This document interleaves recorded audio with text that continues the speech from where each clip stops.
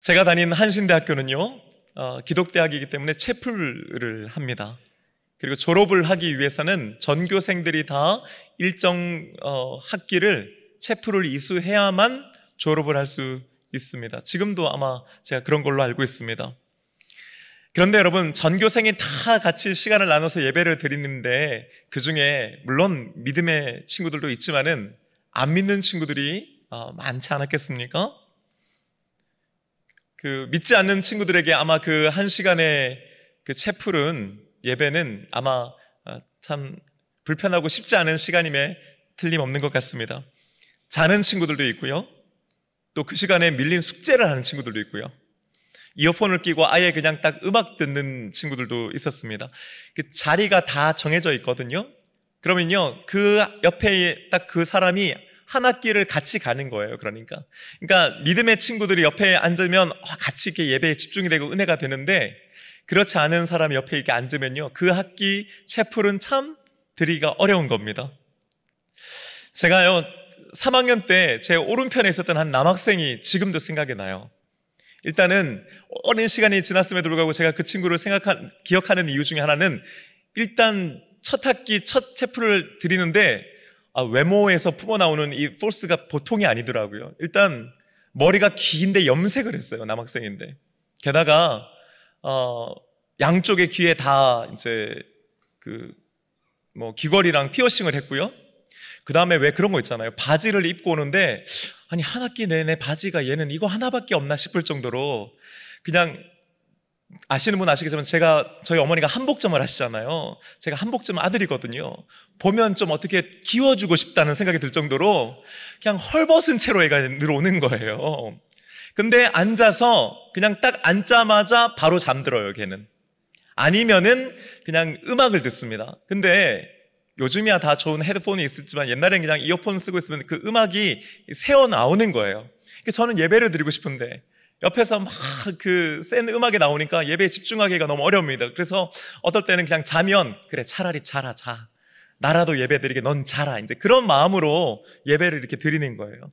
그뿐만 아니고요. 이 친구는 예배에 전혀 관심이 없으니까 마지막 이제 축도 시간이 되면요, 그 축도하기 위해서 목사님께서 강단에 나오실 때 주섬주섬, 또 그때는 어떻게 알고 깨요.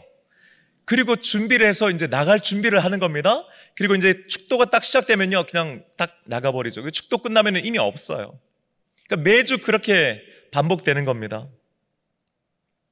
한 번은요, 그날도 목사님께서 나와서 이제 축도를 해주시려고 하시는데 이 친구는 벌써 이제 나갈 준비를 하는 거죠.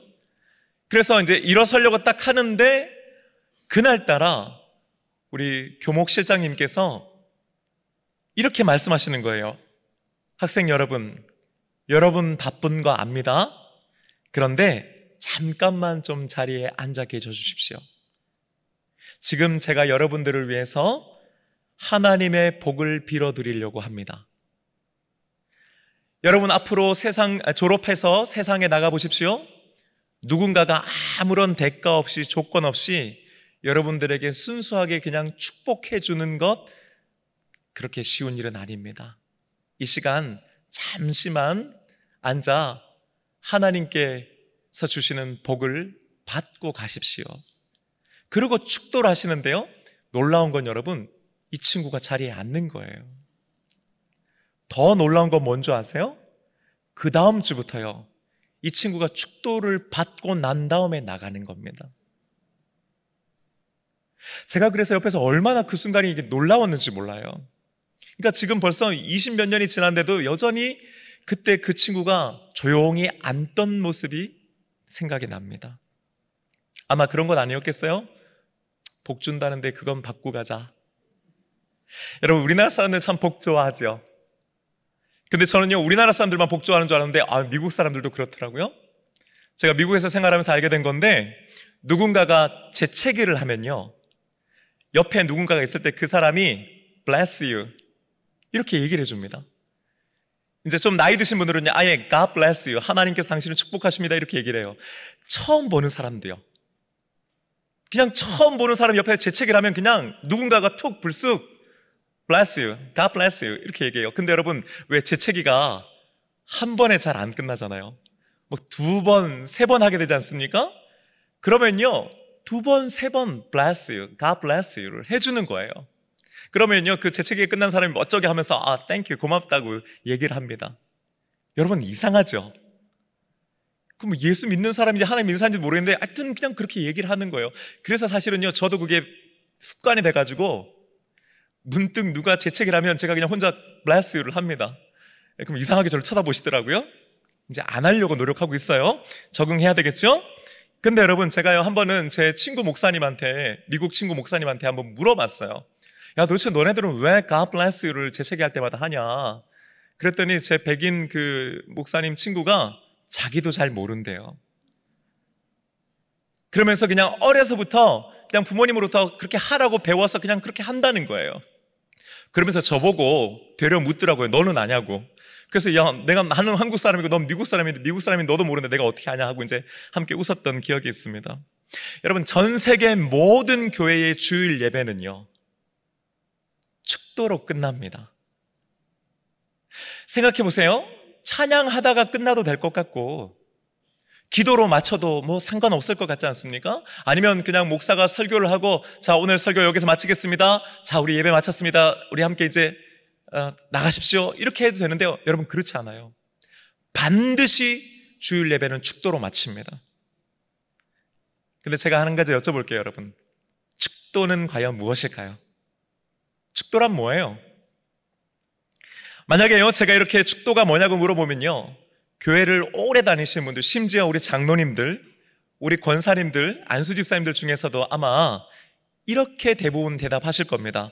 예배의 마지막 시간에 목사님께서 2팔을 벌려 우리 성도들을 축복하는 기도를 해주시는 것. 어떠세요? 맞아요? 동의가 되세요? 대체로 축도는 그런 거 아닌가 생각하시죠?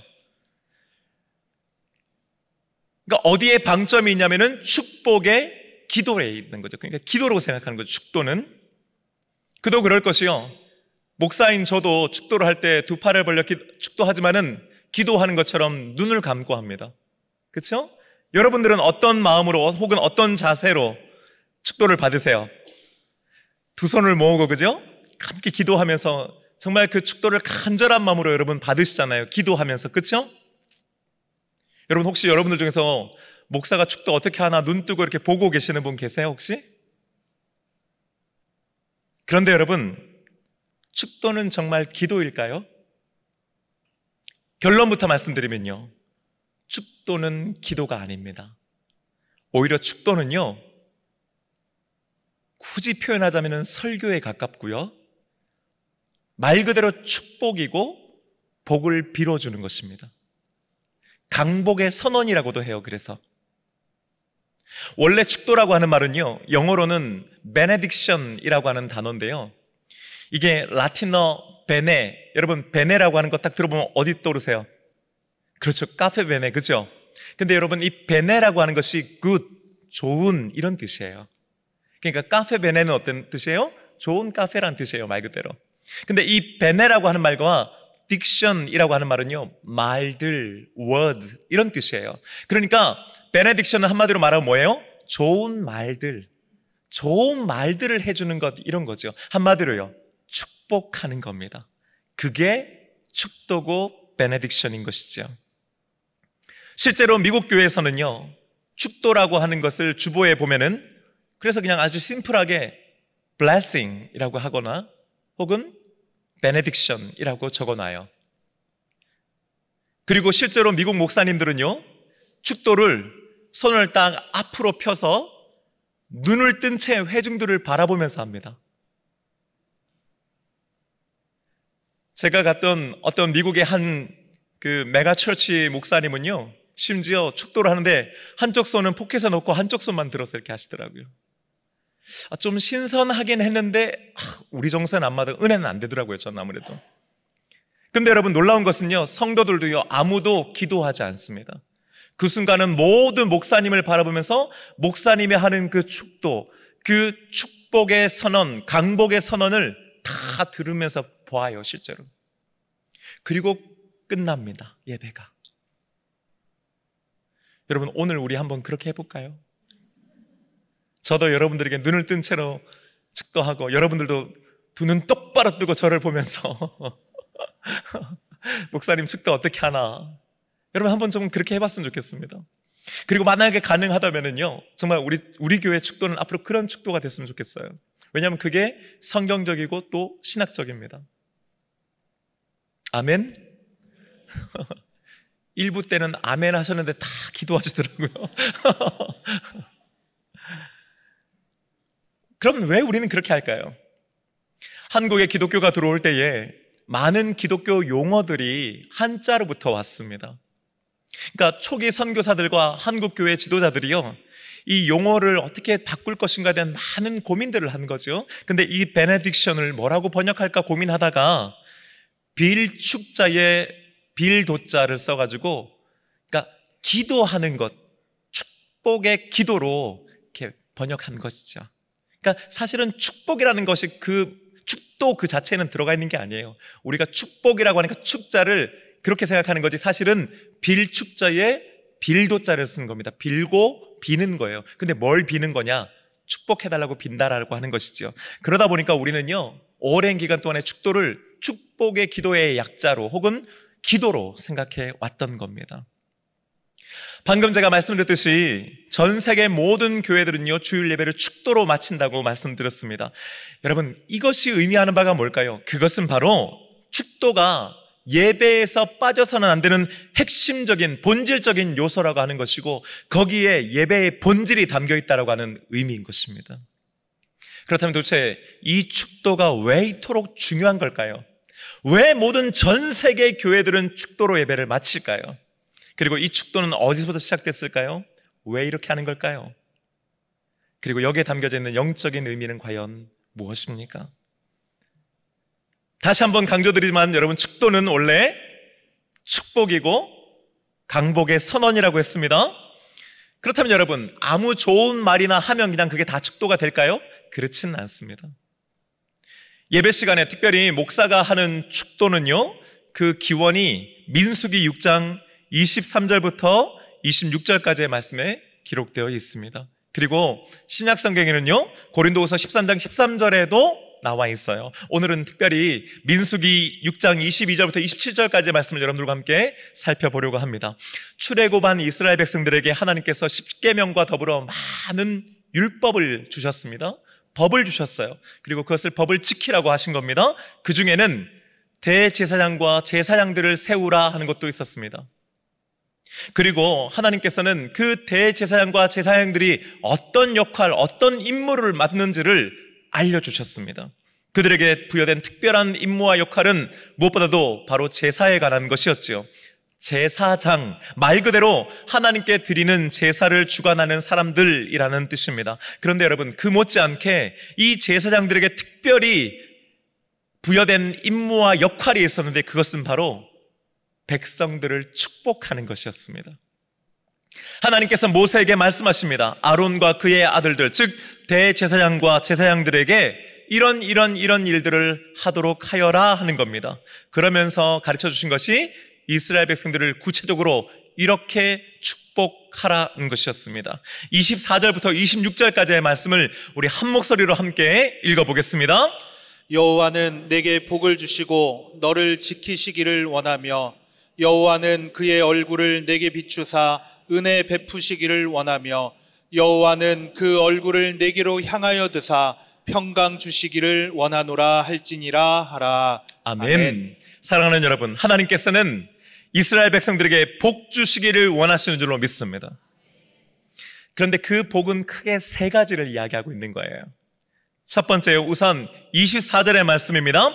여호와는 내게 복을 주시고 너를 지키시기를 원하며, 하나님께서 우리에게 주시기를 원하는 그 첫 번째 복은 바로 지키시는 복인 줄로 믿습니다. 우리는 뭔가 복을 받는다 하면은 잘 되고 형통하고 부자가 되는 것, 건강해지는 것을 생각해요. 무엇이 되는 것, 무엇을 이루는 것 말이죠. 하지만 여러분, 진짜 중요한 것은 그것을 이루는 것보다도 그것을 지키는 것인 줄로 믿습니다. 부자가 되면 뭐합니까 여러분? 어렵게 부자가 되는데 그것을 지키지 못한다면요. 건강해지면 뭐합니까? 그 건강을 지키지 못한다면요. 아무 소용이 없는 거예요. 그러니까 여러분, 하나님께서는요, 우리가 무엇을 되게도 하시고 무엇을 이루게도 하시지만은 그것을 계속해서 유지할 수 있도록 지켜주시는 분이신 줄로 믿습니다. 그렇게 하나님께서는요, 지켜주시는 복을 이스라엘 백성들에게 주시는 것이지요. 꼭 뭔가를 지킬 만한 것이 있고 지켜야 되는 것이 있는 그런 사람들만을 위한 말씀은 아니에요. 꼭 부자 아니어도 됩니다. 건강하지 않아도 됩니다. 성공하지 않아도요. 왜냐하면 여기서 지킨다라고 하는 말의 의미 속에는 보존하다 그리고 돌보다라고 하는 의미가 함께 있기 때문이에요. 무슨 말입니까? 하나님께서는 우리가 매일매일을 살아갈 수 있도록 우리의 생명과 건강을 보존해 주시는 분이신 줄로 믿습니다. 뿐만 아니지요, 우리들의 삶의 필요와 형편을 세심하게 돌보아 주시는 분이시기도 하는 것입니다. 그러니 우리가 하루하루를 살아가고 있다고 하는 것 자체가, 오늘 이 자리에 와서 함께 예배드리는 것 자체가 하나님께서 우리를 지켜주시는 결과요, 이것이야말로 하나님께서 우리에게 지키시는 복을 주신다라고 하는 가장 확실한 증거인 줄로 믿습니다. 사랑하는 여러분, 어떤 대단한 성공이나 성취나 인생의 큰 한 방을 노리고 계세요? 그것만 복이 아닙니다. 우리의 평범한 일상, 그리고 오늘 하루를 살아갈 수 있음이 하나님의 은혜요 복인 줄로 믿습니다. 그리고 우리가 이 복을 지금까지도 받아온 줄로 믿습니다. 두 번째, 하나님께서 우리에게 주시는 복은요, 베푸시는 은혜를 받는 복입니다. 25절의 말씀은 이렇게 기록하죠. 여호와는 그의 얼굴을 내게 비추사 은혜 베푸시기를 원하며. 할렐루야. 여러분, 은혜라고 하는 말처럼 교회 안에서 또 말씀 속에서 정말 자주 등장하고 자주 쓰는 말이 또 있을까 싶습니다. 은혜란 무엇입니까? 값없이 거저 얻는 것입니다. 또 대가 없이 받는 호의를 의미하지요. 한 만큼 한 대로 돌려받는 것은 은혜가 아닙니다. 그것은 보상이고 대가지요. 내가 잘했으면 잘한 것에 대해서 대한 것을 받습니다. 내가 부족하거나 잘못하면 또 그것에 대한 것들을 내가 받게 되는 것이지요. 여러분, 한국 사회에서 요즘 가장 유행하는 그 개념 중 하나가 공정이라고 하는 겁니다. 공정사회, 이런 얘기들을 하잖아요. 그죠? 근데 여러분, 공정이라고 하는 것은 공평하고 올바름이라고 하는 뜻이에요. 참 좋은 개념입니다. 공정 좋습니다. 그리고 공정해야 합니다. 자, 그런데 여러분, 만약 하나님께서요, 우리를 공정하게 대하신다고 한번 생각해 보십시오. 내가 한 대로, 내가 한 만큼 인정해 주시고, 내 믿음 만큼, 내가 예배 드리는 만큼, 내가 말씀 읽는 만큼, 말씀 읽는 것대로 행하는 만큼, 기도하는 만큼, 내가 사랑하는 만큼 하나님께서 우리에게 허락하시는 분이라는 것을 한번 생각해 보세요. 공정하신 하나님. 여러분은 그런 하나님 앞에 설 자신이 있으십니까? 그렇게 공정하게 우리를 하나님께서 대해 주신다면 우리는 하나님께 감사할 수 있겠습니까? 너무나 감사하게도 성경은 우리 하나님이 공정의 하나님이 아니라 은혜의 하나님이라고 증거하는 줄로 믿습니다. 그분은 공정을 뛰어넘어 우리에게 은혜 베푸시는 하나님이십니다. 그분은 은혜 베푸는 것을 기뻐하시는 하나님이시요, 심지어 우리의 죄와 허물을 용서하여 주시고 하나님의 자녀가 되게 하는 것도 하나님의 전적인 은혜 때문에 가능한 것인 줄로 믿습니다. 그렇게 우리들은 우리가 하나님의 은혜로 살아간다라고 하는 것을 깨달은 사람들이요, 하나님의 은혜가 아니고는 살 수 없음을 고백하는 사람들인 줄로 믿습니다. 그런데 여러분, 하나님께서 우리에게 어떻게 은혜를 베푸시는지 아세요? 오늘 25절 상반절을요, 새 번역은 이렇게 번역했습니다. 주님께서 당신들을 밝은 얼굴로 대하시고. 여러분, 느낌이 오시죠? 자, 그런데요, 저는요, 공동 번역의 번역이 너무 좋은 거예요. 여러분, 한번 들어보세요. 야훼께서, 야훼라고 하는 것은 여호와를 또 다른 표현입니다. 야훼께서 웃으시며 너희를 귀엽게 보아주시고. 저는 이 번역이 얼마나 마음에 와닿는지 몰라요. 우리에게 은혜를 베푸시는데 어떻게 해요? 환한 얼굴로 웃으시면서 베푸신다는 거예요. 인상 쓰면서 야, 또 왔냐? 그것밖에는 못하냐? 답답해 하시면서 그냥 던져주시시 하는 게 아니고 환한 얼굴로 웃으시면서 은혜 베풀어 주시는 줄로 믿습니다. 하루 종일 힘들게 일하고 집으로 돌아왔는데요, 집에 돌아왔는데 배우자가 환하게 웃으면서 반겨주는 것과 인상 쓰면서 이렇게 표정이 좀 안 좋은 채로 반겨주면 여러분 어떠세요? 뭐 한 번도 웃으면서 뭐 그런 적이 없으신가 봐요, 다들. 네. 배우자를 만났는데 환한 얼굴로 맞아주면요, 늘 봤고 몇 년, 몇십 년을 봤지만 그 얼굴이 너무 반갑고 좋은 거예요.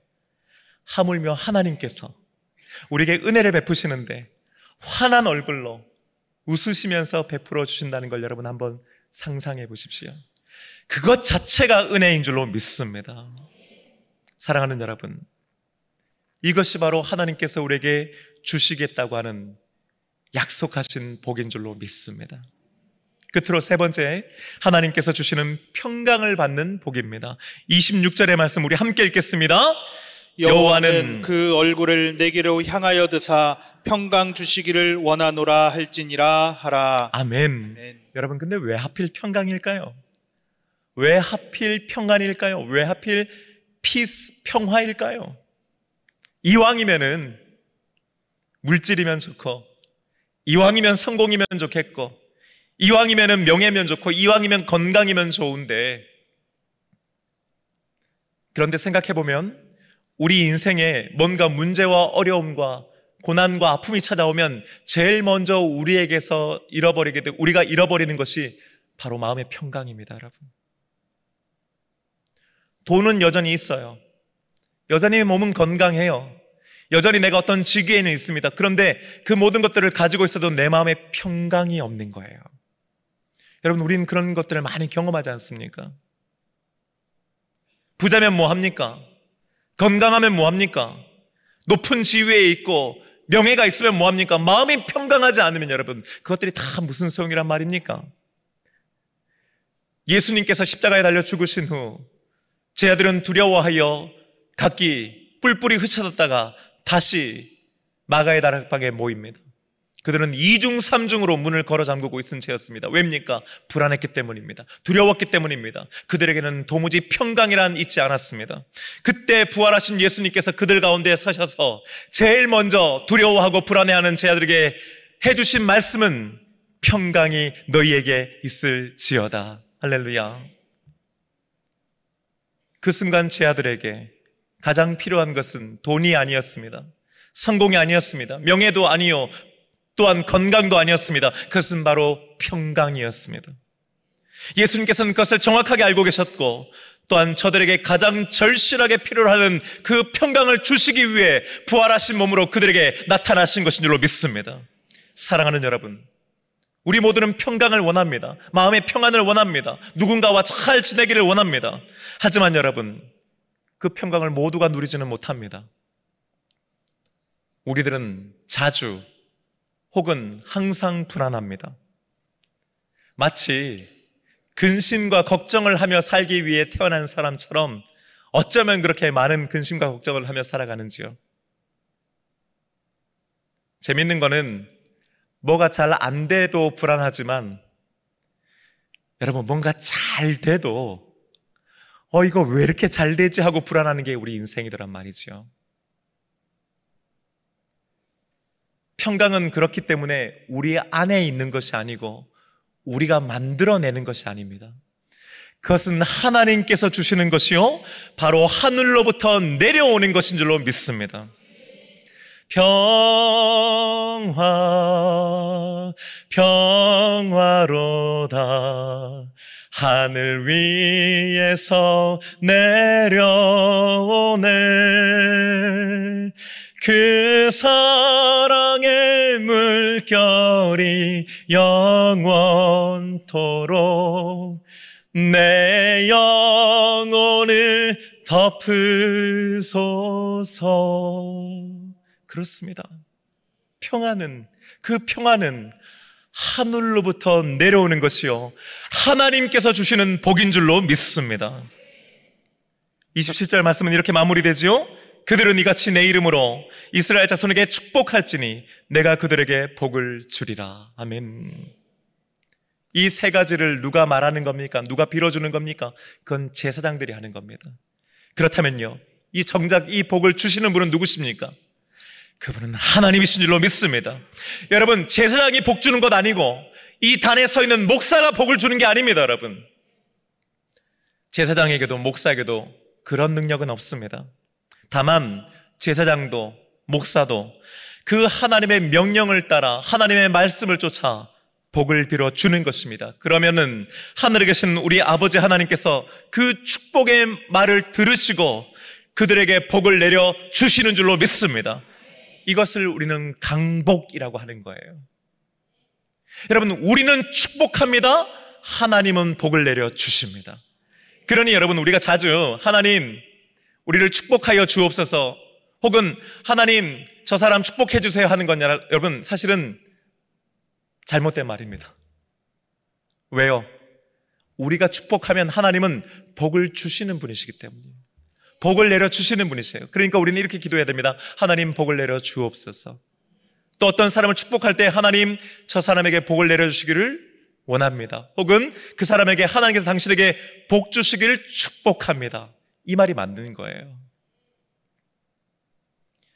그리고 민수기에 기록된 이 축도를요, 신약성경 고린도후서 13장 14절에서 사도 바울은 우리가 너무나 잘 아는 것처럼 주 예수 그리스도의 은혜와 하나님의 사랑과 성경의 교통하심이 너희 무리와 함께 있을지어다. 아멘. 이렇게 증거하고 있는 겁니다.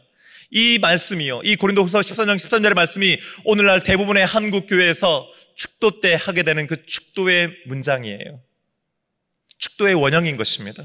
사랑하는 여러분, 그 옛날 제사장들이 제사를 마치고 돌아가는 이스라엘 백성들에게 그들을 향해 이런 축복의 말을 해주었습니다. 사도 바울은 고린도 교회에 보내는 마지막 편지의 맨 마지막 문장을 그들을 축복하는 것으로 마쳤습니다. 그리고 우리들은 예배를 드리면서 마지막 순서에 축도를 합니다. 도대체 이것이 어떤 의미일까요? 우리는 한 주간의 삶을 마치고 이 예배당으로 들어옵니다. 예배를 드리기 위해서지요. 그런데 여러분, 그때 우리들의 모습을 한번 돌아보십시오. 한 주간 세상에서 지은 죄와 허물이 덕지덕지 우리에게 붙어 있고 우리의 어깨를 짓누른 채 우리는 이 자리에 와 앉습니다. 믿음으로 살겠다고 지난주에 분명히 이 자리에서 결단했지만은 그렇게 살지 못했음을 자책하고 때로는 하나님 앞에 뵐 면목이 없을 때가 있습니다. 어디 그뿐입니까? 사탄의 온갖 유혹과 시험에 속절없이 당한 말 그대로 패잔병의 모습, 패배자의 모습으로 우리는 어쩜 이 자리에 나와 있는지도 모르지요. 그리고 우리가 그런 모습으로 하나님 앞에 나와 예배를 드립니다. 감사한 것은 하나님께서 그런 우리들을 외면치 않으신다는 것입니다. 우리를 돌보아 주시는 줄로 믿습니다. 우리의 예배를 기쁘게 받아주시는 것입니다. 그러면서 어떻습니까? 그 순간 우리가 드리는 죄의 고백을 들으시고 변함없는 용서를 우리에게 허락해 주시는 것입니다. 찬양을 통해서 영광 받으시기를 기뻐하십니다. 말씀을 통해서 우리가 다시금 어떻게 살아야 되는지를 일깨워 주시는 것입니다. 찬양을 통해서 기도하면서 그것을 결단하게 하십니다. 그런데 여러분, 맨 마지막 순간에 우리를 어떻게 세상으로 다시 보내십니까? 자, 그래, 오늘 너희들 이렇게 예배 드렸지? 자, 정신 똑바로 차려. 내가 한 번 더 너희들에게 기회 주니까 이번 주는 실패하면 안 돼. 이번 주는 죄 지으면 안 돼. 너 어떤 식으로 하는지 내가 이번 한 주간 지켜볼 거야? 그렇지 않고요. 그래, 내가 너를 지켜주마. 내가 너를 환한 얼굴로 바라보며 은혜 주마. 너에게 정말로 필요한 그 평강을 내가 그것까지도 허락하마 축복하며 우리를 보내시는 분이신 줄로 믿습니다. 사랑하는 여러분, 우리 하나님은 그런 하나님이십니다. 하나님은 이 예배의 마지막을 책망과 경고가 아닌 우리에게 복 주시는 것으로 마무리하기를 원하시는 분이신 줄로 믿습니다. 그렇게 여러분, 우리들은 목사가 축복하고 하나님께서 복을 내려주심을 받아 안고 이 예배당 문을 나가 세상을 향해 가는 것입니다.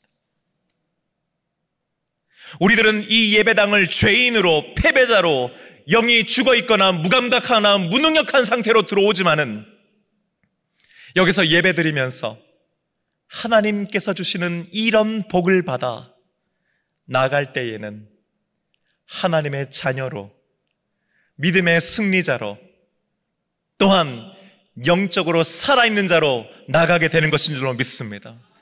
그러니 여러분, 이 예배 시간에 바로 하늘로부터 내려오는 하나님 주시는 이 복을 반드시 받는 저 여러분 되시기를 주님의 이름으로 축복합니다. 그런데 그뿐만 아니지요. 목사의 축복과 하나님의 복을 받은 우리들은 이 세상에서 한 주를 나가 살면서 또 다른 누군가에게 하늘로부터 내려오는 그 축복을 흘려보내는 축복의 통로로 살아가게 되는 것입니다. 마치 그 옛날 제사장들이 백성들을 향하여 축복하였던 것처럼, 이 자리에서 앞에서 담임 목사가 여러분들을 축복하는 것처럼 여러분들은 이번 한 주간의 삶에 누군가를 축복하는 사람으로 살게 되는 것인 줄로 믿습니다. 여러분, 그 소명을 하나님께서는 복과 함께 우리에게 주시는 것입니다. 사랑하는 여러분, 여러분을 우리 주 예수 그리스도의 이름으로 축복합니다. 하나님께서 오늘 이 시간 약속하신 복을 우리에게 내려주시는 줄로 믿습니다. 이제 우리 이 복 받아 살아 세상에서 나가 승리하십시다.